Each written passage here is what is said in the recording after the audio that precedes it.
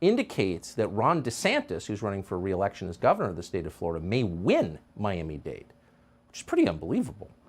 So why?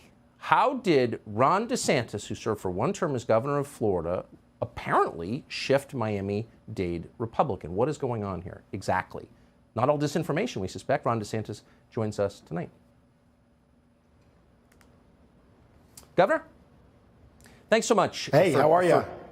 Great, for coming on. So, these are just polls, but it does seem possible that you will win Miami-Dade, which wouldn't have seemed possible 2 years ago.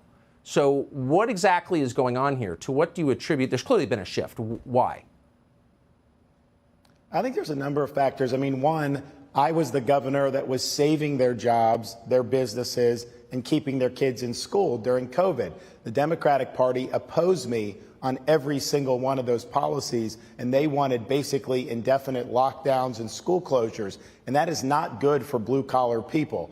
We also have done very strong on crime. When you had the Floyd riots, I immediately called out the National Guard. We were not going to let that happen in Florida. We are a law and order state, and they know I'm a law and order governor. I think that's important. And then I also think we reflect their values. As parents raising kids, we fought Disney to make sure that the kids wouldn't be sexualized in elementary school by keeping things like gender ideology out of the classroom. But yet it's the left that wants to put all that in there. So I think you just see Latinos down here, but really blue-collar people generally saying we're representing them. We are standing up for them, their jobs, their education, their safety, and their families.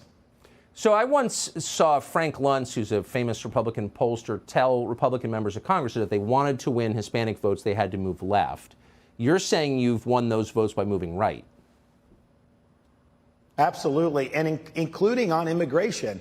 My first year, we banned sanctuary cities, and news media thought that that would be not approved down here, and yet Hispanic voters in Florida had the highest approval rating for our policy to ban sanctuary cities. We did the transport to Martha's Vineyard, and people thought that this was going to be so bad, and yet Hispanic voters backed me on doing that because they understand the border is out of control. So I think it's on all of these issues, but clearly the Republican establishment view that you need open borders and amnesty to appeal to Hispanic voters in the United States is dead wrong. It was wrong then, and it's clearly been proven to be wrong now.